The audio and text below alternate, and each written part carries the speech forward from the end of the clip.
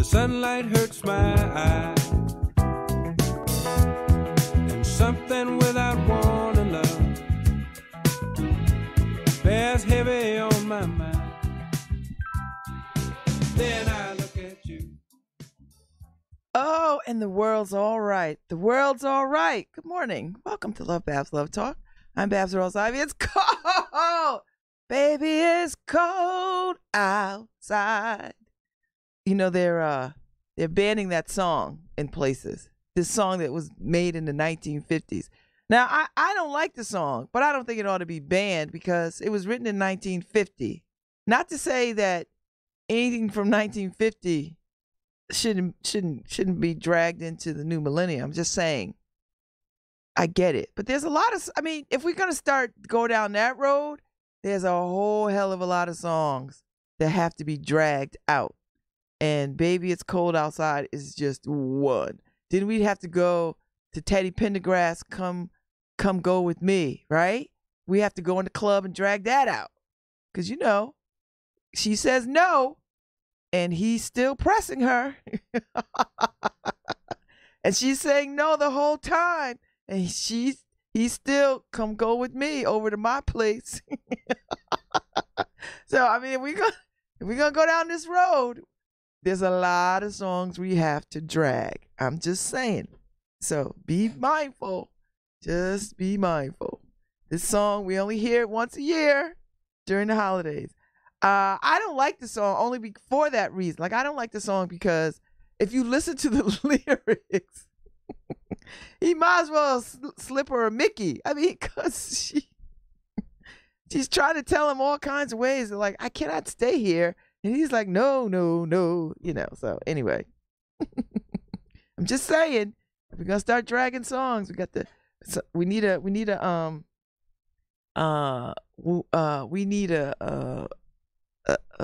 committee. We need a civilian review board for music. I mean, if we're gonna do civilian review boards, let's start there. Music.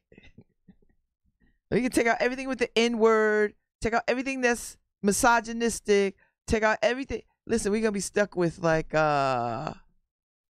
smooth jazz and classical music from the 1400s. Just saying. Just be very mindful and thoughtful about what you want to snatch up. So anyway, so last night I went to ECA, the Educational Center for the Arts. Saw my kid perform in the winter concert, Margot, and she had a solo. She did Happy, you know, Pharrell Williams, 'Cause I'm Happy. So she rocked it. I mean, and they sounded, I felt like I was watching an episode of Glee or Pitch Perfect, but Glee, more Glee, because this is high school students, they're not college students. So I felt like I was watching an episode of Glee because they had great harmonies and it was great. I mean, she arrived fabulous like that. Like, she arrived talented. I mean, when she was a baby, I'd bring her to church. And as soon as the choir started singing, she would position herself in my lap so that she could hear and see unobstructively. That's how much music has been a part of her, right? And, you know, she grew up listening to all kinds of music in our house. Because I listen to all kinds of music. But, you know, I'm partial to Motown kinds of things. But there's all kinds of stuff. I mean, she grew up listening to Barbra Streisand. She grew up listening to all those kinds of things. And so she's 16, who's really 50. Musically. She's strong. So I did that. And Lawrence was there. His wife, Monique. Her mother, Miss B. And so Margot had arranged for the chorus to sing Happy Birthday to Miss B because it was was her birthday yesterday. And it was nice. And she was quite moved by it. So I couldn't hang around after the fact because I had some other things I needed to do. And I went and did them. And then I ended up at Cave Va, as Carissa says. Cave Va. Because when you are speaking French, you drop the last letter off things. That sounds very hood to me, but I'm going to go with it. Cave Va. So anyway, I was in Cave Vin last night, and I walk in because that's my place. That's where I roll. That's where I hang out. I treat it like my own living room. And I meet Michael Harris. I think that Michael Harris, policy guy over in Tony Harp's office. Policy guy, white, as white as you can get, like Doug Hoslade in white, right? White. White. So I walk in. He's friendly. He's at the bar. People at the bar. I sit down. I know Tony. I know Linda. I had just missed Linda. So I talk with Tony. And then Tommy, is the bartender. So I said, can I sit here? And he's like, oh, sure. So we just like chatting. I was like, oh, he's like, I'm waiting for someone. But I was like, oh, is this a date night? He's like, the third one. I was like, oh. So then he introduces himself, and I go to introduce myself. He's like, I know who you are. That freaks me out every time somebody does that. I was like, oh. He's like, yeah, I'm independent. I listen, I catch. I was like, oh, okay. So then we started talking a little bit about, this is third date. And then, he's late, she's late, everybody's late. And then the next thing I know, this beautiful woman walks in. I mean, oh my Lord, she is beautiful. Sarah. I think that's Sarah. Her name is Sarah. She's a nurse at the hospital. Beautiful. I mean, gorgeous. She walks in. It's, it's like one of these music videos when you walk in and the wind blows your hair and her lip gloss is perfect and she's petite and she's beautiful and she's got the great smile. Yeah. Yeah. So they were on their date and they were talking. They had a good time. So it was nice to meet him. It was very nice to meet. Nice to meet you, Michael. I hope I see you around again. And no, I don't have anything to say about white people. Not nice white people. Y'all look like y'all are nice white people. Although she looked like she could be some kind of biracial thing, but I don't know. I mean, she's giving me Meghan Markle vibe. But you could correct me the next time you see me. But she's looking biracial. So I don't know what that ethnic makeup is. Because everybody, ethnic ambiguity is a real thing. So I'm just saying.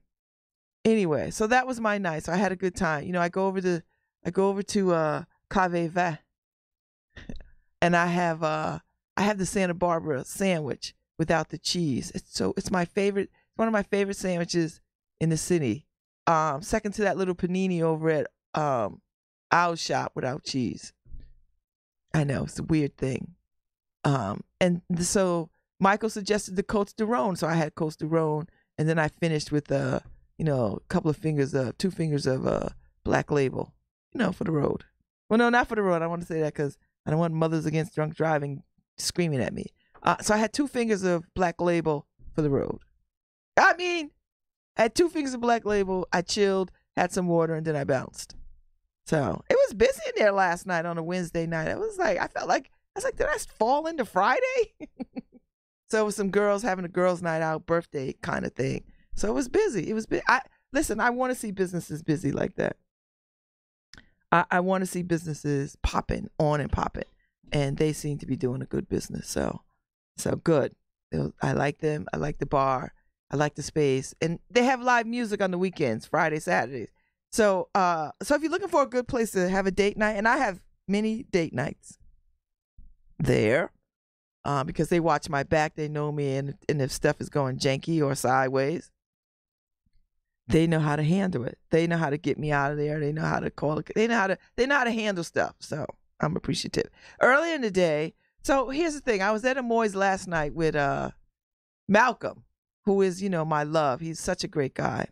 And he's my frat brother, and he's adorable. And I take him out periodically because, he's a up and coming brother. So I take him out periodically. So we had a lovely dinner. And then I left out of there and left my wallet at Amoy's. So I get here yesterday. I do my set. I want to go over to Dwell to do a little Christmas shopping. I get over there. Before I get out of my car, I went to check my wallet. And I was like, no wallet. No money. No ID, nothing. Like if this was, pre-emancipation, I would not have had my freedom papers on me. I would not have had any freedom papers. I wouldn't have been able to prove who I was. Anyway, so I had to go all the way home and figure out and trace my steps. So I went home, tore up my bedroom. I was like, oh, where was I last night? I was at Amoy's. So I have to call. So I make these crazy phone calls. I call the restaurant, but I know nobody's there. So I leave a message, I think. I call City Hall, get Alexis Perkins. I get Alexis Perkins. And she proceeds to go on and on and on about her upcoming birthday party, which is hilarious to me because I'm trying to get to Amoy in economic development. And Alexis is telling me, I swear to God, she's telling, oh, Babs, you're invited to my party. And then she goes into the menu. She goes into the DJ. She goes into the folks who are coming from South Carolina, Birmingham, Virginia.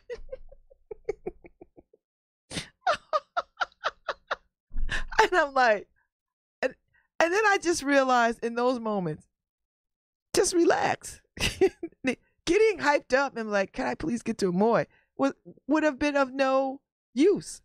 So what I did was I just settled into I took a breath. I just settled into the conversation. I had a nice conversation with Alexis Perkins about her upcoming birthday party, which I'm thrilled about. It's going to be at Terminal 110. So I'm excited. And she's going to have a nice menu, and she's thinking about getting some people to serve. She was at a party, and people showed up with Tupperware, and she was just like, oh, my God, how tacky. I know. This was a long conversation. And then she goes, okay, who are you trying to reach? I said, Amoy. She's like, what's Amoy's last name? I said, Brown. So she connects me to Amoy. I talked to Amoy. She said, yes, your wallet has been found. I thought somebody emailed you. Well, somebody did email me to my inner city address, my email, which I don't check from my purse, from my cell phone. It's a technical issue. I don't know what it is. I used to be able to do it. Now I can't. So I don't sweat it because I have a lot of email anyway. So she gives me Phil's number so I could catch up with Phil. I caught up with Phil. He goes to the restaurant, lets me in. By this time, now, mind you, I've missed my workout. I missed the 5 o'clock workout.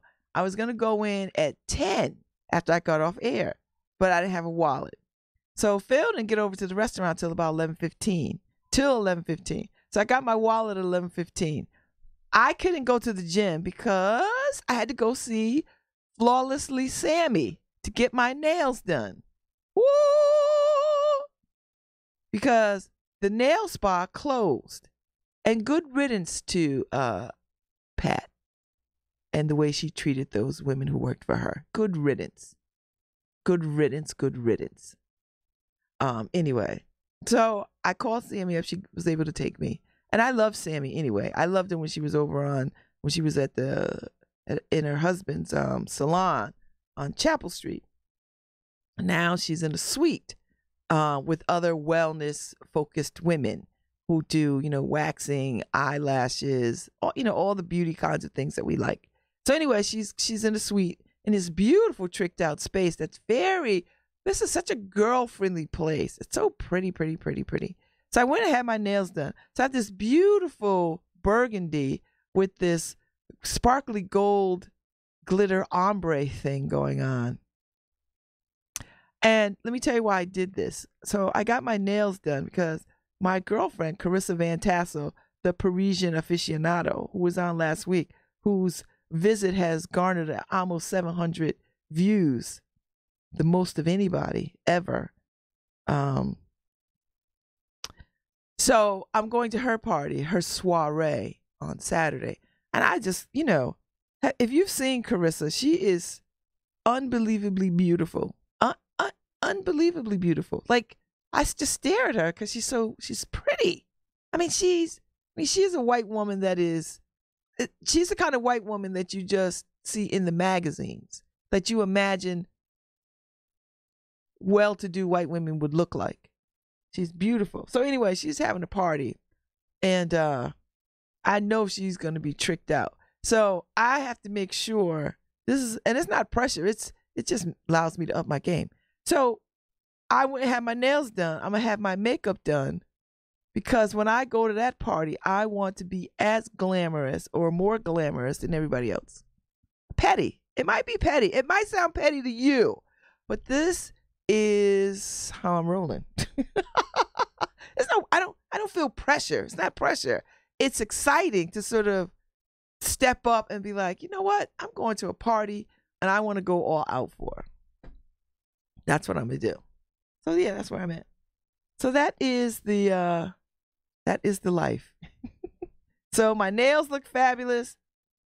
I don't know what I'm gonna wear. I have a couple of outfits that I think I might wear. You know, depending on how dazzling I want to be. I'll figure it out. So it's still Christmas music time. So I'm still playing Christmas music that I love, and because it's the holiday season, and I've got a lot of Motown music, which is nice, which is nice. So I heard a version of "Someday at Christmas."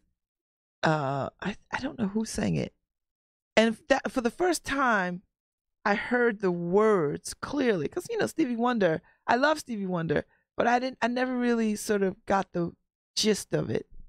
And I heard it the other day and somebody else was singing it. And I was like, oh, I understand this so well, Anyway, so that's my little Christmas thing.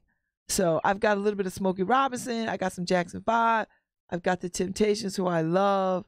I have Diana Ross with the Supremes. I've got so I have to find some more Christmas music. I know who I do like. I like Vanessa Williams. Maybe it'll be a Vanessa Williams. Yes. Yes. So I'm gonna play Vanessa Williams.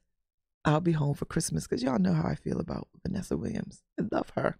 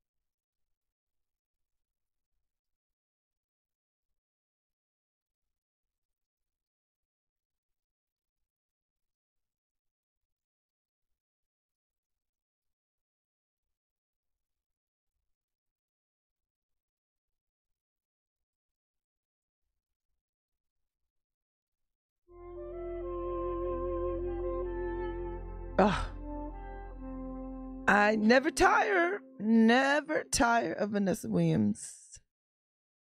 I'll be home for Christmas. So, so I was watching a little bit of the Bush funeral yesterday in the Capitol, in the nation's capital, and so it looked like all the existing presidents were having a good time. The Carters, the Clintons, the Obamas.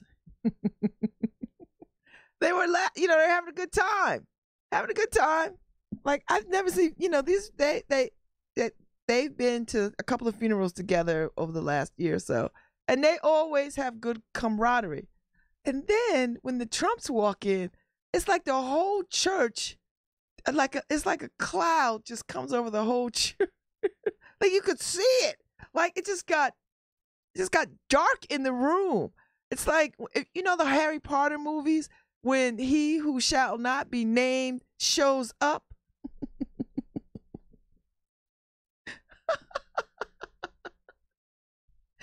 And then immediately all the laughter and the frivolity just stopped. You thought that the Carters, the Clintons, and the Obamas were sitting on blocks of ice. Oh my God. So he walks in and, listen, Barack Obama is unfazed and unbothered. Shakes his hand, shakes Melania's hand. Mrs. Obama, polite, but she's not feeling him. She ain't feeling him. So and then he didn't dare go down the rest of the, and he just sits back. He doesn't even dare. The Clintons don't even make eye contact. It is as if the Clintons are in the church by them damn selves. Ooh, I was like, oh my God. But that's how I would have been too. I would have, you know what? And then this is what I would have done. I would have looked in their direction and not made eye contact. I'd have been like looking like across the aisle to somebody else, and I would have waved at somebody else even if it was an imaginary person, because that's how petty I am. And I would look in their direction without making eye contact with them and let them think, I don't see y'all at all. And then I would turn back and act like I didn't see them. She did not even glance in his direction. I don't blame her, because he's a bully. He's the worst kind. He's like the king of the bullies. He's like the worst kind of bullies. He's like the worst kind of bully. He's like the kind of bully that you suspend kids for. The kind of mess that you suspend kids for. You throw them out your school. He's the kind of bully you throw out your school. He gets suspended like you can't come back here. He's that kind of bully. So I just was like, he's just bad. He's like bad luck Schleprock. Remember that? I'm just saying. So yeah, so I just got a huge chuckle out of that. I thought that was hella funny. I did. I thought that was very funny. And I'm not mad. I'm not bad. So yeah. And then he got out of there. He didn't hang around. He bounced.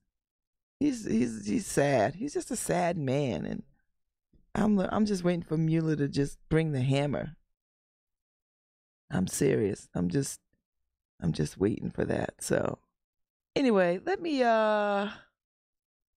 play a little more Vanessa Williams so I could get out of that mindset and get back into the season. Hi, this is Babs Rawls-Ivy from New Haven.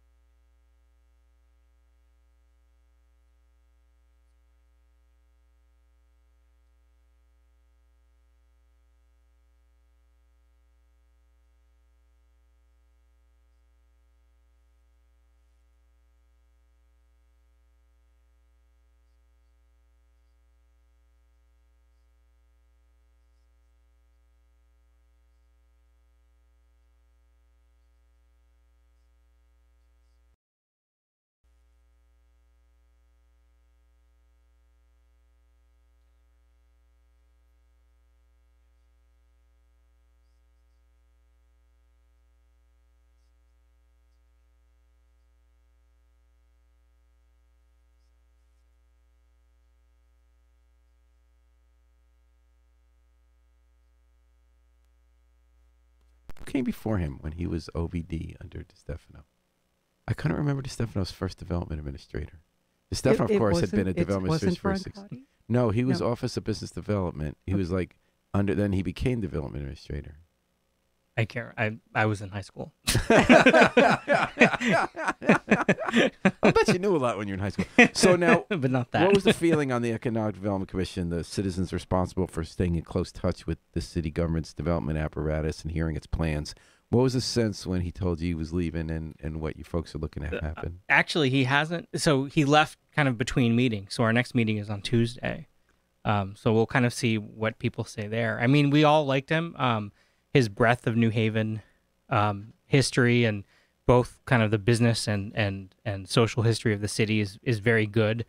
So he would like to, he would definitely... Kind of like Anstress. He has a long memory and remembers the details of a lot of plans and the whole history in the context of how New Haven developed since the 1600s. Exactly. And so they come to different conclusions. And he also, I think, did a good job at kind of benchmarking New Haven against other cities.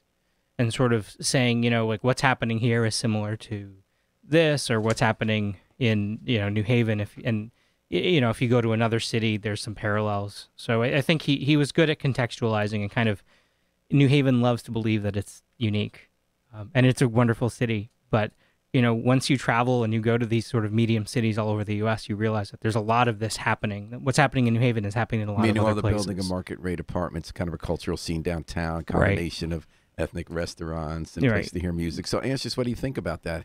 How is what's happening in New Haven fit in with other cities you're familiar with? Do you travel much? No, not a whole lot. I don't either. Mostly I always feel like New Haven's the center of the world. Yes, I think that's true. I run down to New York and Washington, D.C., but those aren't really comparables. They're just really basically the High within Line's our region. Yeah. So it is different. But I think there are really like two levels of looking at that. One is the benchmarks, and they're deeply important for understanding and Anstress, please get close to the mic. And then the other part is the things that are really unique about the city. Even if you compare us to Hartford, we're different because we are on the main Metro North line, and we're a coastal city. Right. And Yale is different from University of Bridgeport and University of Hartford. Yeah. It is. Yeah. But I think Pedro was talking about outside Connecticut. I think we can agree that except for like 7 inches of Middletown, New Haven is its own creature in Connecticut.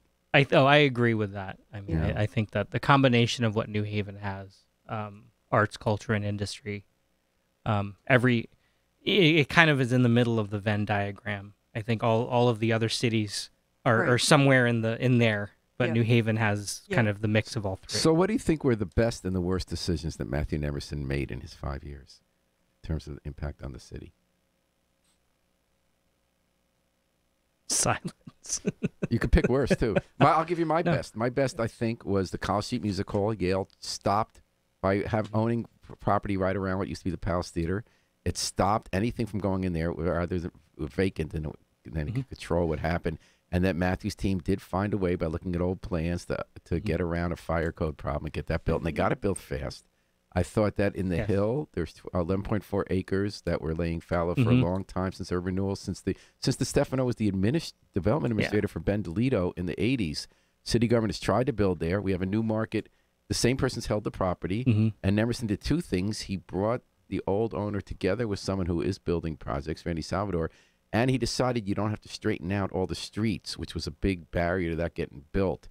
And he said you can have crooked streets that go at odd angles, and you don't have to spend all this money to change utilities and all that kind of stuff. And that got built. And I thought the decision for the district, the old Connecticut bus depot on James Street, that we had a choice between someone who was doing a horrible job out in New York, a big real estate guy who was owning the old smoothie building, and he wanted the property put in a supermarket, which I think you could make an argument there might have been reason for that. And he decided to gamble, along with the committee of citizens. I was on that committee. You were on that committee. Yeah. You guys decided to gamble on homegrown people who were doing a good job building businesses and doing kind of tech center hub that brought in people like the Casey's guy, Jason Sosinski, to do a craft beer thing and a kayak launch. But also, there are already growing businesses there, and I believe it has taken off. So I would say those are three. And to have 3 in 5 years, it's not the only things he did, right or wrong. I think 3 and 5 years is pretty good, but Anstress, I'm waiting to hear if you agree Yeah. with those 3. I'd agree with the district and the music hall. Oh, you do agree with And the music? yeah, hall? yeah.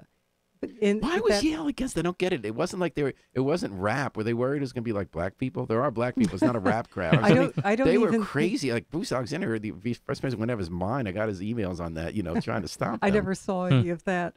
I was published in the Independent. We put all the emails. Oh, that's right. Yeah. Yeah, I think it was probably had to do with Yale's very long-term plans for what's a parking lot behind it.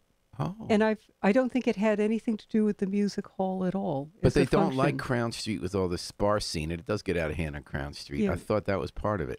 What's interesting? But wait I- a second, I want to hear what I- Anstress says about this. What do you Oh, think yeah. the idea was with the parking lot? And then I am interested. We have to say, Pedro, I didn't mean to interrupt you. What do you think that with Yale Rep nearby and other university theater Think they want a functions, garage there, or they want theater in the theater? I think they want another theater. And what does that have to do with the garage? You'd have, the parking lot. You'd have one central lot where everyone would park for different theater. I don't know what the plan would be for parking, but my guess is that there would be some potential expansion of theater programs. So you get another hedge And fund then- guy like Schwartzman say, "Here's $100 million, build a bunch of theaters with my name on it." Yes, that's my guess. So Pedro, what were and you so going to say? the big Yeah. fight over the exit from the restaurant and their rights of way out the back Yeah. of the building, Oh, right. I think that these actually were related to the very same thing. They wanted to protect and eliminate any kind of potential interference with the development of that big site in the center of the block. So interesting. And that's where the Hyperion Theater used to be. And as Yep. you know, that's how you used to be able to get to it from Chapel in multiple directions. So, that could actually be a really excellent thing to have in town. But it's one of the problems when things aren't out in the open. Right. Yale that never Right. tells can't you what they're come up- doing. You can't Yale come and up the with a union that always fights solution. them. Neither of them ever tells you what they're really doing when Right. they get us Right, what engaged the in these actual public plan debates. is. So Right. So Paige, we can't, for instance, this is just my guess. Mhm. It's Yeah. just a guess. it's an educated guess, Anstress. But wouldn't it be great to have a major theater in that location? you Wouldn't mean that be where the great? parking lot is? Yeah, that'd be pretty wonderful. That would be nice in the middle of the block there. So Finally get some there's business for people Be that Natural there in the could be Sherman Alley. very, very supportive of the long-term goals, but it's all But they feel they have to control Kind it, of and they're not shrouded. interested in the And there input. isn't a- So, Paige, well- what were you going to say on what Anstress was saying on that? I mean, the interesting thing about that block is that up until the last few years, it really was kind of Yale's area to control. And to be Going fair to going them- down to frontage, and to be fair, they did a great job. Not only that, they did it because John DeStefano asked them to. Not the Yes. front part of Chapo, which they had in their own self-interest. With the FDIC, Federal Deposit Insurance Corporation, foreclosed And on Joel, properties owned by right? Joel Yeah, Schiavone. Schiavone. John DeStefano called Yale and said, "We don't want these vacant. Please pick them up." And Right. they did. Now they did that, and then on the other side, though, you have That's one story. the George Street. Oh, you don't think that really happened? You think John lied about I think it? it's more complex than That they wanted to anyway because they wanted to control the property right on their border, right? Since they were already buying the other stuff. Well, I'm on going to say. Oh, come on, Anstress. Don't be like them. Anstress that. 2 minutes ago was talking about people should be open to what they think, and now you can't? You got shareholders who aren't going to let you talk? Because it's hearsay. So I think I'll leave this one alone. Okay. Oh, this sounds good. I don't know any hearsay. So, but what I was going to say was on you have Chapel Street and you have George Street, and kind of that area. You have the the Med research area, and Yeah. then you have the Yale kind of front door, right, with Old Campus there, and Yale really controlled that. And in the last 5 years, it's really I think it's to Yale's benefit. I think, but look at all the private development that's just rocket shipping on Crown Street. Especially that one block of Crown, George, It was all parking lots. High, Yeah. and well, they did tear down some small storefronts there. Well, But what's yes. interesting is Oh, they yes. got rid of Salvation Mhm. Army. I mean, on all four corners, they did market rate development. You got 5 or 6 of them all in one block. Yeah, you had an entire block fill out in a I span think that block of is the most 5 intensive years. example, physical representation of what has happened in New Haven in the last 5 years. And I would say, going back to what Matt and economic development has done well, is I do really commend him for unlocking a lot of those seemingly decades old intractable issues. And he actually, I think the best thing that he did from what I could see was he said, let's just solve the problem. instead of let's talk about the problem, he said, let's come up with a way of solving the problem. And usually he looked at an innovative and unique, or he would read through the statute and figure out, it says this, but it doesn't say this. Let's go in this direction, and then start going in that direction, which I think is good to do. I know I could see how sometimes he might rub people the wrong way, I think, because, he said, this is what we're going to do, and we're going to go. No, he also thinks he's smarter than other people. Doesn't have much time for people if they don't agree with him. Yeah, I mean, I think that I've heard that, but I think I like the guy very much, but he knows that's part of his personality trait. That's true. I think Matt knows who he is. But I think that to be able to do that, I think that his stamp on the Coliseum project, where that finally got moving. Well, we don't know yet if it's moving. Well, yeah. Let's just tell listeners what we're talking about there, because that is interesting. And let's also remind listeners that they're listening to Dateline New Haven on WNHH-FM, your home for community radio at 103.5 FM, live streamed at newhavenindependent.org. We're talking about development in the Nemerson and now post-Nemerson era in New Haven with Anstress Farwell of the Urban Design League and Pedro Soto of the Economic Development Commission and Spacecraft Manufacturing, which is now called DRT Power Systems. See, I like spacecraft so much better. I Come on. love DRT spacecraft. Power Systems. Oh, I know. Oh, man. Soon to be DRT Aerospace, but still. Well, that's a little better. Yeah. But still. I miss spacecraft. Yeah, I like spacecraft because it has that hyphen. Space hyphen craft. We still own the name, so Maybe you could do like a venue, a music venue, performance venue, Spacecraft. Spacecraft. Yeah, that's true. Or you own the name. Or a brewery. Yeah. Oh, yeah, there you go. So now what we're talking about is the block where the New Haven Coliseum was. Mm-hmm. And that, the 7 minutes before the Harper administration took office in 2014, a deal was signed that Anstress Farwell and many others who often have different opinions on development in New Haven embraced by a Montreal developer named Live, Work, Learn, Play. Best name around. Because now when it failed, I was always waiting to look for Die, Work, Learn, Play or something like that. In any case, but it turned out there was a little part in that agreement that, according to one interpretation, gave them up to 13 years. There's been debated. Up to 13 years where they could do nothing on the property and still own it. And nothing was happening because it turned out Live, Work, Learn, Play just didn't have the money, didn't have the ability to pull this off. And there were other fights along the way, too. And that's been stalled. The Harper administration, they've been fighting each other, getting ready to sue each other. And then they, in the last minute, have just pulled out a new partner who will either buy out or take the lead on the project, who's building all over town, has already put $250 million worth of investment, mostly other people's money, in projects around town, which is Spinnaker from Fairfield. This just happened, but they still haven't worked out whether it will have a hotel or not. The state money under the outgoing governor was dependent. State money is crucial to the project, do road work. It's dependent on there being a hotel in the first phase. New Haven now has a new rule articulated to developers by the Harper administration that you can't bring in a hotel unless it's unionized.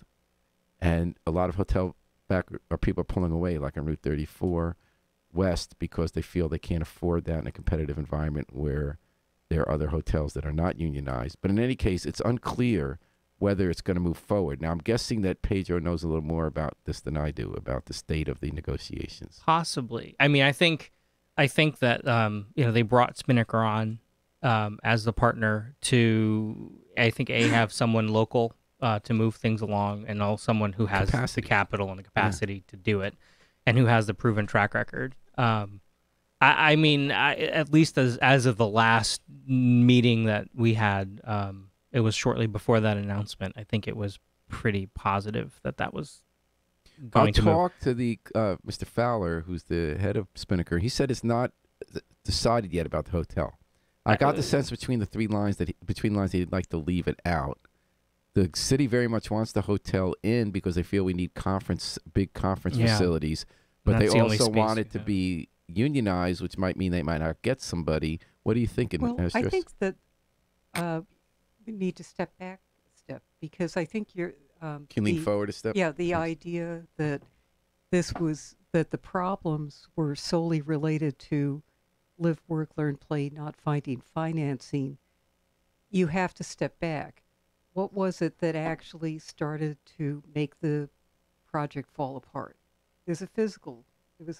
About moving those utilities down by there. Yeah, that's the real essential thing, and that's where the tripwire was that led to all. No, but I remember talking to Governor Malloy before that, Anstress, And he said, he insisted that the hotel get moved to the first phase because he believed that the developer was bluffing and really didn't have a hotelier. They had been talking to hotel companies, but then the city I said, really think as you know, we focus on physical planning, and I think that really is something that you need to talk and through then Live Work Learn and Play didn't understand like the about idea this of the site. hotel being moved to the other end of the block so you wouldn't have to move utilities, which was one of the holdups. What was your take But on that? also, no. So if what was literally sold and part of the DLDA was a very big site, Development Land Disposition Agreement. and then you discovered at a certain point that 1/3 of the site actually couldn't be developed. 1/3 of the site.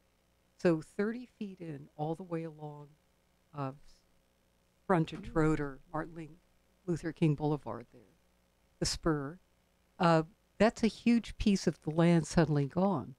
So if you had spent Well, they weren't going to do maybe- nothing on it. I thought if they you couldn't had do the spent hotel. maybe $100,000 on architectural fees and then found out that what the city represented as buildable land wasn't buildable land, and the city wasn't willing to compensate by saying, let's say, other vacant parcels around the city, even nearby, could be brought into an agreement that you were just going to have to perform at the same level on Didn't they get the land though, for 1/3 free? 1/3 less land, but what you invest in it in terms of the planning, paying architects. So you think it was know, over $100,000 in architect fees? I would guess it would be at least that. That's just a guess for what. Yeah, it I would can't cost. imagine a project of $40 to $50 million that the $100,000 architecture fees was going to hold it up. Yeah, well, no, but I think it's a principle that the city didn't have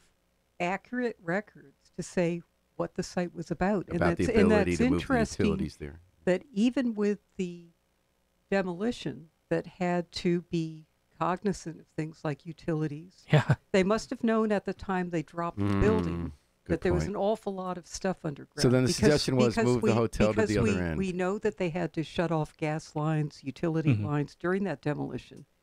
So there's a really serious problem that basically public goods that weren't really what it was represented was all part of an agreement that a financial plan was based on that amount. And so generally, if you say, we're going to take away 1/3 of anything, there's readjustments and reconsideration. Pedro? And now, and another thing is, I don't think this has anything to do with a developer being able to finance a project or not. Because if you look at what Live, Work, Play is doing in Canada, it's like hundreds of millions of dollars of development. So was this feasible in this location? And, was the city actually going to work with them about this change? What I would say now is that with all of these changes, we don't know what will happen with Spinnaker. I think that it does make sense to try to get a hotel in there with good conference space. I think New Haven does need that. This could be a good moment for the city to just convene, not necessarily a big formal charrette, but something like a working group to look at downtown. We're going to be getting a new building in on Lower Chapel Street. There's a plan for... You're talking about Joe Cohen's new condo there? Yeah. Apartments? no, this is the Dens building. Okay. A brand new big Oh, you're talking about an seven-story orange, building. Orange and Chapel. It's really mid-block between Orange and Church. Gotcha. And there's a plan that came out of a study with Worcester Square about rebuilding State Street. And we don't know what the Knights of Columbus might be doing with the land the city transferred to them many, many, many years ago. That's a big question. It's both what used to be a public park that was sold to the Knights and then a strip of land sold to the Knights. I think we need to look at all of this Where together. was the public park? It's right across from Gateway. Yeah, Church And it's been- and George. Oh, you mean in front of the it's- Tootsie Roll building? That Yeah, was the that was KFC a Tower. public park, That's and the true. city sold it. Yeah, the That's Parks true. Commission was not happy with that. Yeah, that So, was. and then they're I'm hoping to get that back in the Live, Work, Learn, Play, I guess, public area there. Yeah, But there's but not- now it's that not either or, it's yeah. smaller by a third. So Maybe these that are could be where the very park is. kind of big questions about where should open space be downtown? Yeah. We have our green. Do we focus on the green and try to create development that really brings more energy to the green? So there's a really excellent plan for looking at State Street and how to rebuild it so you can get more developable lots back along the train tracks. As there used to be. As That's there used right. to be, I because it was remember a going there. two-sided Yeah. street. Yeah. So if you take all of that together, plus the Coliseum site, plus the Knights site, plus the other mid-block site that's empty right now, there's really a lot. And this could be, I think, a very good moment to reconvene all of the different parties involved and talk about that before you sign a deal with whoever this is, whether it's a combined development with Work, Learn, Play, and Spinnaker, or Spinnaker alone, or other people that we don't know about. I think this would be a very, very important moment to. Pedro? No, I agree. I think looking at the whole picture of what's available, especially now that when the Coliseum project showed up, it really was the only project in town. And then, I mean, you can see kind of how the drama unfolded. It's true. Everything changed around it. It was the first big one signed like that. Yep. And then all of a sudden, all these market rate projects Started showing up and getting built. And I mean, with Live, Work, Learn, Play, you have, as you say, a 13-year timeline. And you can see that they start working, they find the utility line. And of course, Live, Work, Learn, Play is let's try to move the line. So knowing that they still have kind of like a clock running, you spend a lot of time and energy, and it turns out to be years, trying to figure out how to move the line. And then years pass because that's how long it Illuminating takes. says ain't happening. And then they finally say it's not happening. And then you're, okay, now what do you do? So you can see why it took so long. I mean, I think the project became way more complicated. And then the market just shifted under their feet so that they weren't the only big development in town. Now they're one of many. And then, oh, by the way, you have And a smaller project because you lost one. and now it's a smaller project. And then you also have the Church Street South development, which is going to be huge, if and when that takes off. There's no money coming for that, right? So no, but I think if they get money for affordable housing, there may be, but it'll be interesting to see. So, you can kind of, and then at the same time, as you say, Live, Work, Learn, Play is quite busy with other projects, so that this isn't even their biggest project. And I think at one time it was. So, I think that taking a step back, it would be great just to rip the agreement up and say, okay, what do we have now? What should we do? We still need a hotel somewhere in this city with conference space. Let me ask you about the hotel. So why do you, there's kind of a standoff about this, right? Because Unite Here, which supports the majority of the Board of Alders, represents hotel workers. And they try to stop any hotel that does not sign a neutrality agreement to make sure the workforce unionized, with the argument that Mayor Tony Harp has embraced, saying that if we're going to create jobs, let's be able to live on those jobs. What's the point of creating jobs? You can't live on them.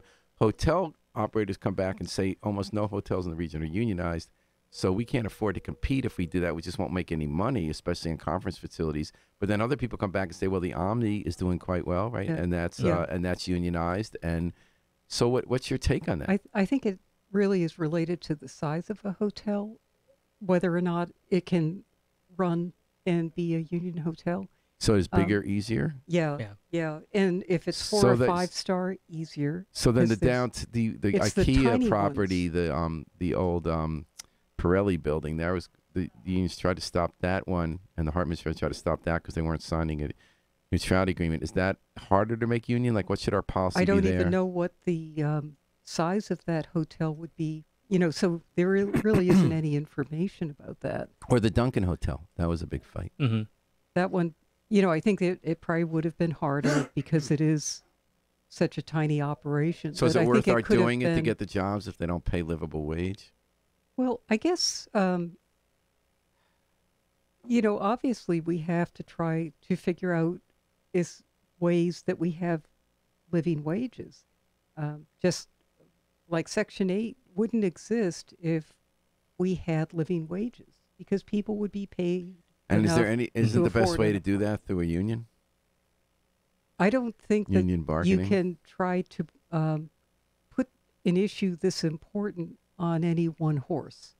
A union is one very sturdy horse for carrying certain kinds of benefit and wage issues forward. But I think we need to have a better minimum wage. You just have to do that. A livable too. minimum wage. You So have to everyone's do got to that pay too. that anyway. That's a good Yeah. point. Pedro? Yeah, I go back and forth. I mean, I don't like strong arming private developers to be able to do something as of right, because in my issue is that sometimes the majority union board of aldermen sometimes run counter to they run for their constituency of union members and not for New Haven residents at large. And I guess you could argue that more union hotels would hire, But you are sacrificing New Haven tax revenue workers if it and- doesn't get built. And yes, exactly. And I think that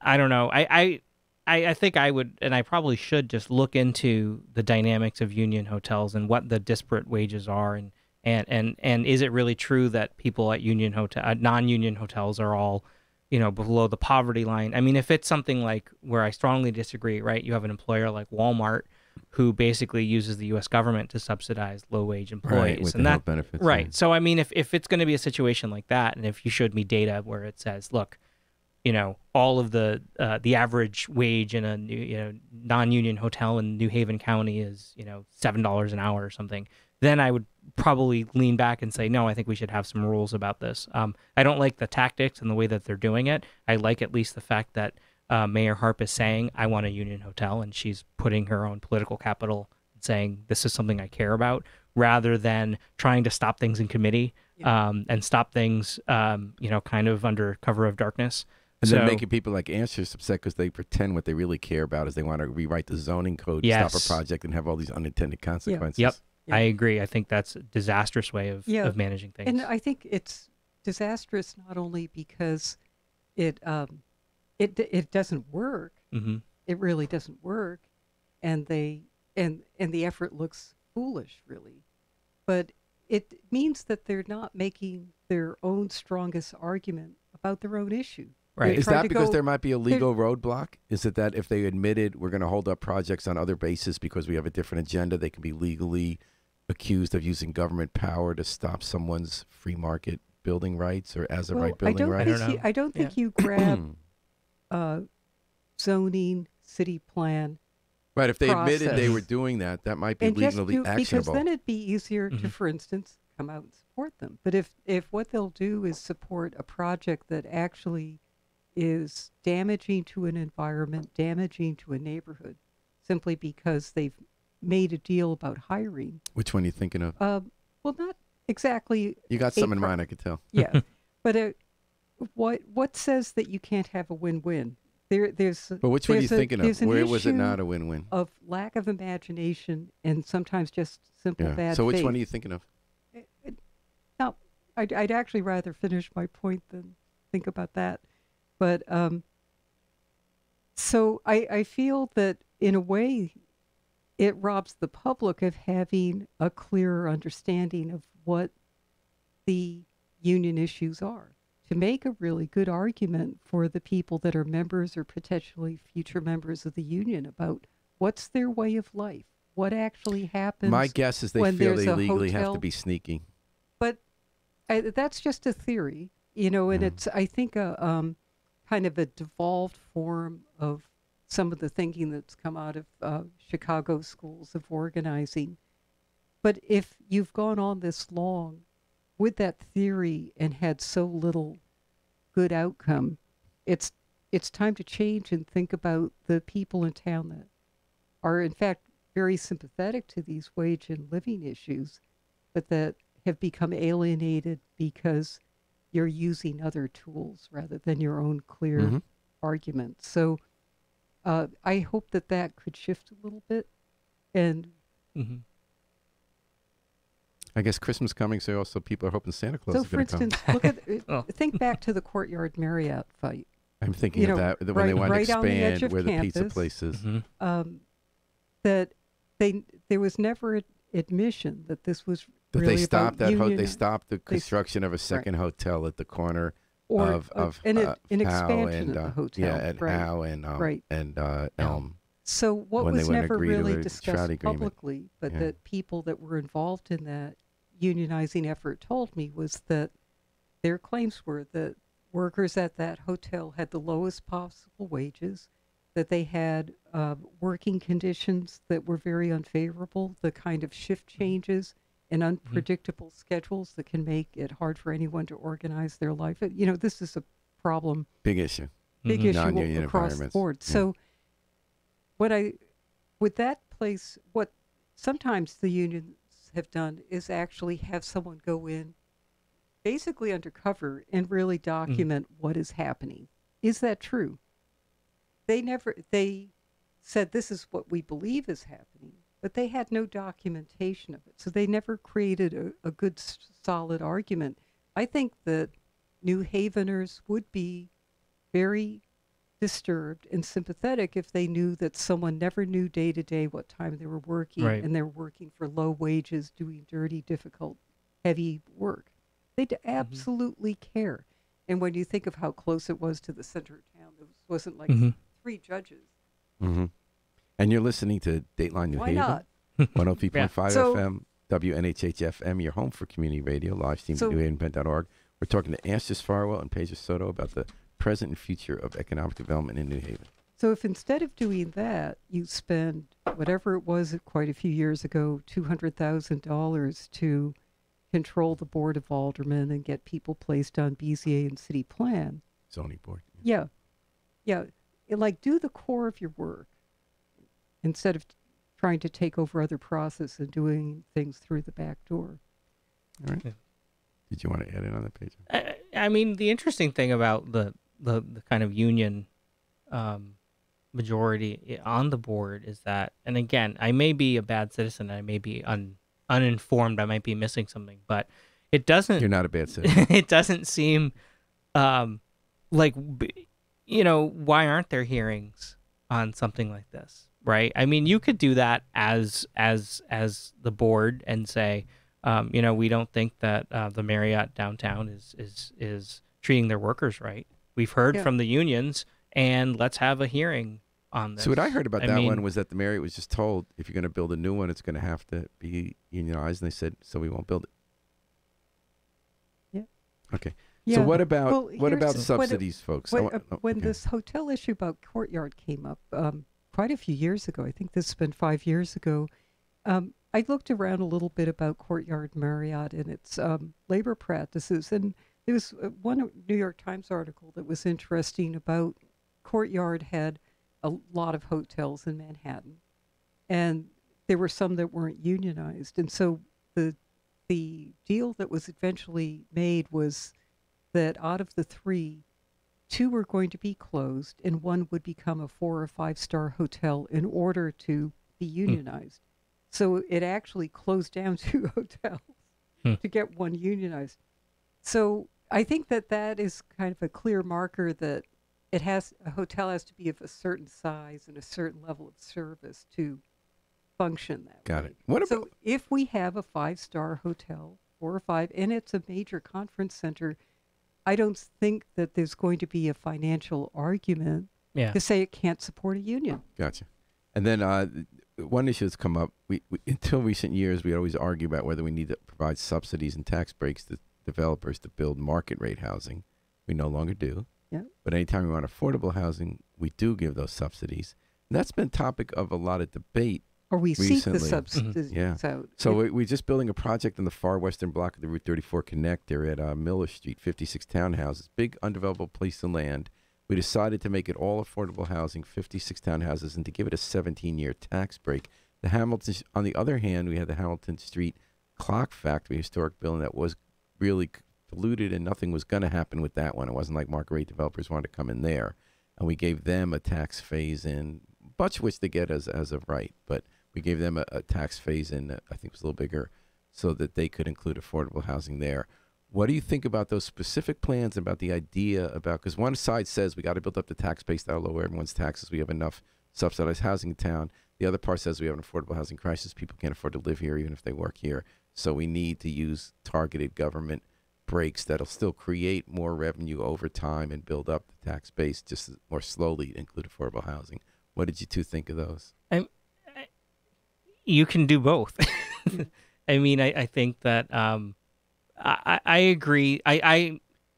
In general, my position on affordable housing is that I think the issue in Connecticut is that the cities have to bear the burden of affordable housing so that the suburbs can continue to look and act like they always have. And I think that that's my big issue. You know, if you go to Branford and you have affordable housing come in, it's literally as if you were in 1968. Yeah. People the are fights like, there have been incredible. Yeah, and they're offensive to my sensibilities, and they're offensive in general. It's just, you know, suburban white people want their towns to be, you know, having grown up in one, they want their towns to look and act the way that they always have. Except they haven't always been that way. You know, a lot of the small suburban always have towns in terms always of, had mixtures of incomes and populations. It's a change now to something I that think it is was from the actually white. quite I think it was from the white artificial. flight from the 60s. Yeah. Right? Yeah. but I think that, you know, that being said, I think targeted subsidies, if you're having a building where the other use would be zero, or if you have a Like lot, the clock factory. like the clock factory, or if you have, you know, the lot on the Route 34 connector, I think that entire neighborhood, that would be great to have more affordable housing and less kind of concentrated, you know, super landlord. There are a lot of very large landlords who control the housing stock in that neighborhood. So I think putting in affordable housing that's not controlled. Slumlords. Sure. I mean, let's be honest. Right. Yeah. You know, I think that that makes a lot of sense. I think if, you know, and then again, what like they're doing with like the Randy Salvatore projects and stuff, they're trying to get as much affordable housing wherever they can and not hinder private development. Right. They'll say put 20, 30% in. And what some cities are doing is they just tell them charge extra rent on your market rate so that you yourself can support the affordable. In other cases like us, we're getting state grants or loans or federal through the state, I guess sometimes, but to help put 10 to 20 to 30% in. So you were okay with Miller Street. How about you? How did you feel about Miller Street, Route 34, Anstress? I don't think that that's really a strong project. And it comes back to a couple of really just core planning issues. You're putting relatively few units on a site that has more potential. So not dense enough, as you're saying. There's that, and it's still just completely surrounded by essentially highway spurs. And there'll be more public costs to put in the new traffic lights and crosswalks. And even with all of the public investment, both basically the land being given, the subsidies that have been... Did they give the land for free on that? That's, as I understand it, that's the plan. And then they'll be looking for state funds to support the affordable So what units. some people argue is that was a very marketable lot. Yeah. Why don't you put that on the tax rolls? Definitely do affordable housing, like, you know, have developers put 20 to 30% affordable housing in their projects. And there's some places where we do completely affordable housing. But why wouldn't you take that kind of prime spot there and have that really build up the tax base? And could we have, Pedro, gotten some kind of... Because that wasn't the clock factory. We had to clean up pollution. Right. It's an empty lot. I agree with the clock company building because that's really that wasn't going to happen anyway, and that's going to be a great thing for the neighborhood. With the and we tried 20 many years different to get types it. of pollution that and a very unique vision. But this land, I think that there, as you know, we worked with neighbors in the Hill to White West River Urban Design Workshop on creating an overall plan for that area. And it was very well received by all of those different neighborhood groups. And I think that something that hasn't been done in the race, as you know, I feel that the city's approach recently to doing project by project approach and not getting things like the zoning corrected in the Hill neighborhood where all those 11 acres are, that needs to be done. And I think that with that giant swath of land on Route 34 was an enormous opportunity to break down the damage that had been done by those two highway spurs and create one urban boulevard, Legion Avenue, and then reintegrate. I remember the some rest. nice drawings about that. Yeah, that was the work we did with with the the neighborhood. Yeah. And so, I agree. I agree with that. So that was, I think, one of the very first things with the new administration. We I had served on the transition team about the transportation plan, and we suggested that the city needed to create a transportation authority, and that To run the buses. well, actually, and to help with the investment in transportation infrastructure overall, everything from bike lanes, crosswalks, street lights, so you could do the conversion from one-way to two-way streets. How do you buy a $500,000 new signal?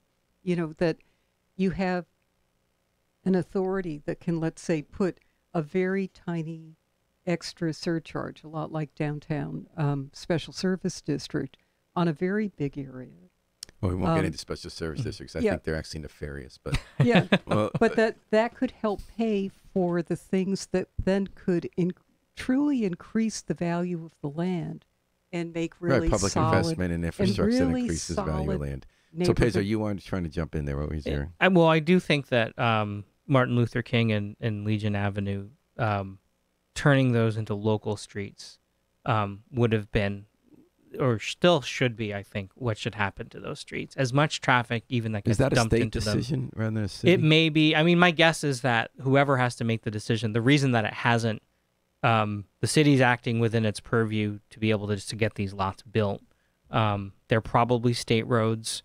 But again, you could always devolve a state road to local control anyways. I mean, it can be done. But I mean, if those were both two-way boulevard, right, with parking, I mean, there you go. Yeah, there you go. Look how different that looks rather than. So now you brought than up these the spurs. state, and we only have a couple minutes left here. I want to ask each of you before we go, specifically, what would you like the Lamont administration to do in terms of New Haven development policy? What are you looking for from the Lamont administration for development in New Haven? You're looking for them to say, keep insisting there's a hotel in Part 1 there, turn over control of those streets around Route 34, start a transportation authority, have a real bus system in New Haven. What do you give us, pilot money? I think the investment in the bus system, you know, I've been critical of the plan to build a second garage down at Union Station. That's $60 million that was taken from general fund, moved over to DOT.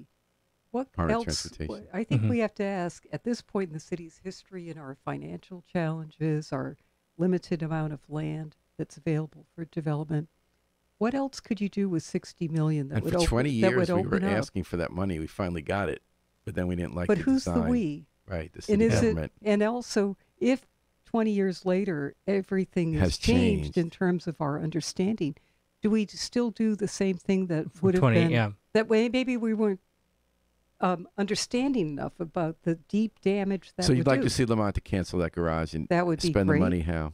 Yeah, on all kinds of about on the transportation. buses? Buses, bike lanes, pedestrian improvements, get our traffic lights, Switching the routes even and helping us redesigning rewrite our individuals. zoning code so that we can develop and have an easier way for small and big developers to work through the system without having to go through, even for a tiny project downtown, you still have to ask for a variance on parking. We should take all of that We could out. do what Hartford says, you don't have to have parking. Yeah, Yes. we need to just get that done. Pedro, what do you want from Lamont? I mean, I think the if I had my wish list, I mean, the number one thing would be canceling the garage, and using that money instead to take Union Station and turn it into a transit-oriented development. So take Union Station, put more concessions in, redesign the interior, do all the infrastructure around it so that it's easier to get to from downtown, and then on the lot of where the parking is, you could wrap some parking in the back, and you could put, for the private developer, you could put probably a 10 to 20-story building there. Yeah. And that would unlock Union Station as a destination. And I Yeah. think they're doing it in Stamford. I think it can be done. When people come in on the train, do they just see another back end of a parking garage, or do Right, they to see get out of town as fast as a possible. headquarters of a major company at our train station? Exactly. Exactly. Yeah, I think that is done. I mean, I think in terms of what would help the state would be some local control over financing, some independent taxing authority, a lot of the stuff that needs to be done, I think, as a region. And then the other thing I say, the things that'll save Connecticut are tolls and tokes. So you put those things in, I think, as well, and have the cities benefit from marijuana legalization and tolls. I think that would also go a long way. So they're spending all this money and time with 8 million people on fake transition teams for the Obama administration. We just solved it in 3 minutes. Yeah, there you go. Cancel the garage, money into the buses. And legalize pot. Well, that's okay. And the tolls. That's gonna be okay. And tolls. Well, Anstress, Farwell, and Pedro Soto, I appreciate so much that you took an hour out of your busy days to help illuminate me and our listeners about development in New Haven. Thanks so much. I love when you both come on this. Thank you. Thank on you. the station. It's real. Makes me feel like that's why we have a radio station, so folks like you can have some time to actually to give your ideas. Thanks. And thanks for listening. Thanks to the New Haven Hospital for providing support for today's program. We're going to take it out with the Afro-Semitic Experience performing I Wish I Knew How It Would Feel to Be Free from the group CD A Plea for Peace. Now we know what it's like to be free. We just got to remember to book our flight. Fly free with us all day and all night long here at WNHH, New Haven's home for community radio.